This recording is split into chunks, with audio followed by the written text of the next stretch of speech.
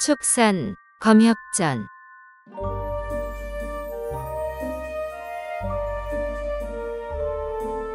22화 자금낭의 기인. 설망을 마주쳐 자금낭에 3번 오르고 기인을 찾다 백록동에서 원한만 맺네.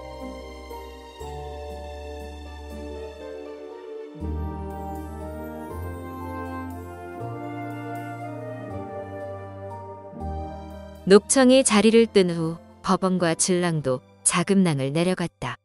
아직 자은사에 돌아가기는 이른 듯하여 여산 백록동의 팔수관은 비룡을 찾아가 보기로 하였다. 비룡은 뇌음의 사태이니 용화와 뇌음에게 무슨 일이 생겼는지도 물어볼 생각이었다. 검광이 매우 빨라 백록동에 도착하는데 하루도 안 걸렸다. 백록동에 발을 딛는 순간 정체불명의 피비린내가 풍겼다. 경계하며 주위를 살피는데 동굴에서 뛰쳐나온 사나운 호랑이가 느닷없이 두 사람에게 달려들었다. 법원은 비룡이 키우는 호랑이라고 생각해 함부로 검을 쓰지 않고 한 옆으로 슬쩍 피했다. 연이어 눈앞이 번쩍하더니 이번에는 거대한 외뿔 흰구렁이가 쏜살같이 진랑에게 돌진했다. 오냐, 덤벼라. 진랑은 법원과 달리 비룡이 키우는 영물이라는 생각을 전혀 못하고 뒤통수를 쳐 붉은 검광을 날렸다. 안 돼. 검을 거두어라. 법원이 급히 말렸지만 진랑의 검광이 이미 구렁이를 반토막 내어버렸다. 구렁이의 죽음에 격분한 호랑이가 당장 달려들기세로 긴 꼬리로 바닥을 쳐댔다. 마치 산 전체가 흔들리는 것처럼 큰 진동이 느껴졌다. 법원은 흰 구렁이를 죽인 것만으로도 큰일이다 싶은데 동굴에서 천둥 소리가 들리자 심상치 않음을 직감하고 얼른 진랑을 잡아 끌었다. 빨리 도망쳐. 두 사람은 검광을 타고 하늘을 가르며 멀리 날아갔다.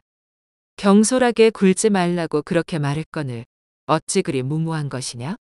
동굴을 지키는 구렁이가 죽었으니 비룡 선배가 불같이 화를 낼 터인데 어찌 감당하려고 그러느냐? 그분은 옳고 그름에 상관없이 오로지 개인의 원한 관계에 연연하는 사람이다. 뇌음의 소개로 안면은 있으나 그리 가까운 사이가 아닌지라 도와주지 않을 것 같으면 그저 인사나 하고 돌아갈 생각이었지. 무엇보다 의리를 중히 여기는 사람이니 아미파에부터 우리와 척을 지지만 말라고 부탁해드려 했는데 만나지도 못하고 아끼는 영물을 죽였으니 정말 큰일이구나. 재빨리 도망쳤기에 망정이지 직접 마주쳤으면 화를 면치 못했을 것이다. 진랑은 그제야 엄청난 과오를 저질렀음을 알았으나 돌이킬 방법이 없었다. 이제 뇌음의 행방을 찾을 길도 없고 더 이상 도움을 청할 사람도 없었다.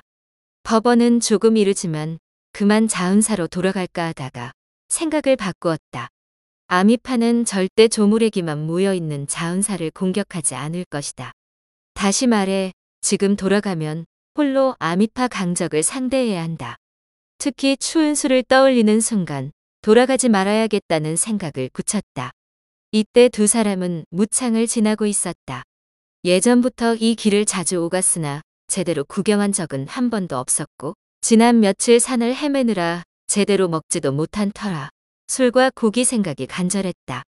진랑은 입문한 지 오래되었으나 식욕이 강해 아직 곡기를 끊지 못했고 법원도 여러 날 먹지 않고 버틸 수 있지만 고기를 워낙 좋아했다.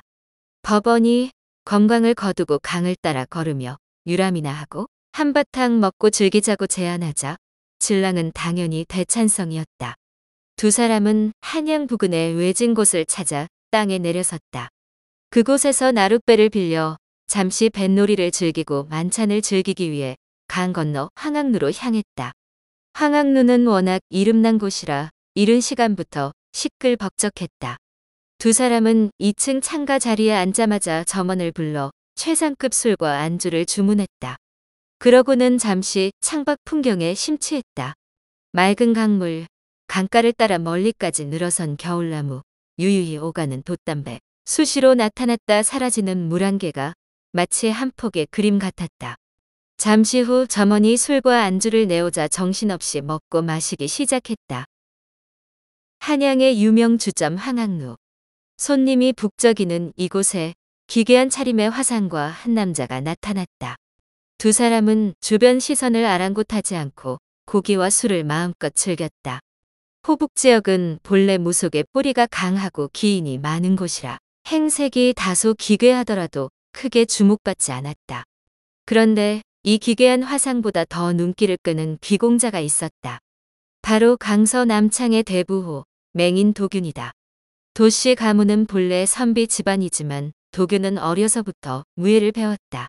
아들을 끔찍이 아끼는 도균의 부모가 이름난 선생을 모셔와 무예를 배울 수 있게 해준 덕분이었다. 도균이 16살 되던 해 안타깝게도 부모가 잇따라 세상을 떠났다. 도균의 아버지는 임종을 앞두고 이런 당부를 남겼다. 내 조부는 명나라가 망한 후에도 오랑캐에게 굴복하지 않으셨다. 아비가 벼슬길에 나가지 않은 것도 그 때문이다. 너는 학문의 뜻이 없다고 하니 무학의 길을 걷도록 해라. 다만 조상의 뜻을 잊지 말아야 한다. 한평생 충직하게 살았는데 안타깝게도 자식이라고는 너 하나뿐이구나. 내가 죽은 후에 간악한 인간에게 현혹되어 타락하지 않도록 또 조심해야 한다. 만약에 대비해 미리 재산을 분배해 놓았으니 그대로 따르거라. 재산의 일할은 다뤄줄 터이니 무예를 갈고 닦으며 마음껏 쓰거라. 논밭 등 사말은 노복 도전에게 관리하도록 맡길 것이다. 내게 준 일할을 다 쓰거든 도전에게 이자만 받아 쓰거라. 본전은 절대 손대면 안 된다. 그래야 죽을 때까지 돈 걱정 없이 살 수 있다. 나머지 6할은 내 오랜 벗인 등.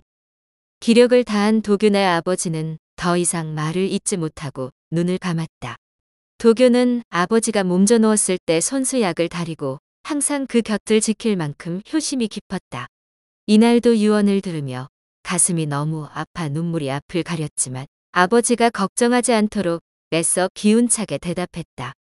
아버지가 재산 6할의 향방을 끝까지 말하지 못하고 눈을 감았지만 그저 하늘이 무너지는 것처럼 슬플 뿐 재산 따위는 중요하지 않았다.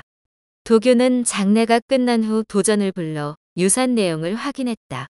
도균이 바로 받은 재산 1할은 은자 8만 냥, 모두 현금이고 도전에게 남긴 재산은 20만 냥이 넘는 토지였다. 그러나 나머지 6할의 향방은 오리무중이었다. 그중 도전이 아는 것은 항구에 있는 비단가게, 차가게, 그리고 주인을 따라갔던 영발상이라는 가게 등 3곳뿐이었다. 그 외의 재산은 주인이 직접 관리하고 따라가 본 적도 없기에 전혀 알 수 없었다. 도전은 주인이 다른 이에게 잘 맡겨뒀을 테니 조만간 찾을 수 있으리라 생각했다. 도교는 있는 집 자식이 다 그렇듯 당장 쓸 돈이 풍족하니 나머지 재산의 향방에는 큰 관심이 없었다. 도교는 3년상을 치르는 동안 문박 출입은 삼갔지만 여러 스승을 집으로 청해 매일 무예를 수련했다. 3년이 지나자 스승들은 더 이상 도균에게 가르칠 것이 없었다. 도균은 스승과 대련할 때마다 늘 이겼기 때문에 날이 갈수록 득의양양해져 스스로 천하무적이라 여겼다. 도균의 스승들은 가르칠 것이 떨어지자 계속 다른 스승을 추천했고 도균이 늘 예의를 갖추고 수업료를 두둑이 주었기에 새로운 실력자가 계속 찾아왔다.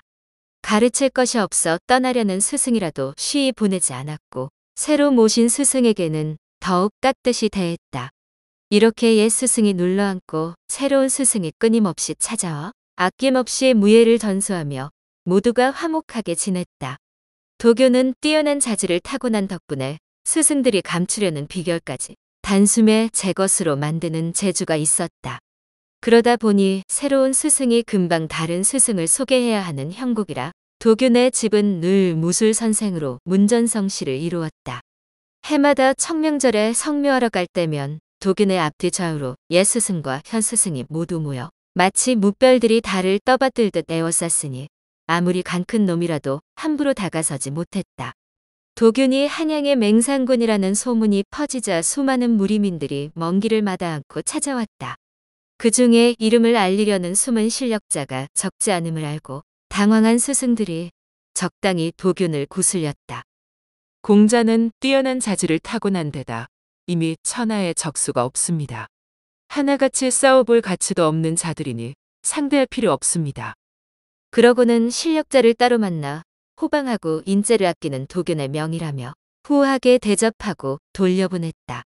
혹은 스승들의 우두머리 격인 백령조 세소진이 먼저 무리민을 만나 겨루어보고 한참 설득한 후에 도균과 무예를 겨루도록 했다.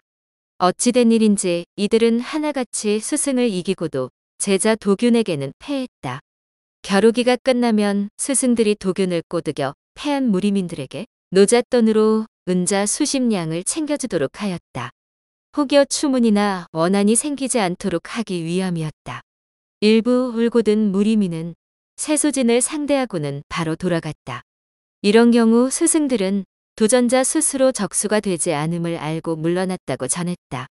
도교는 이 말을 고지고대로 믿고 크게 기뻐하며 더욱 우쭐했다.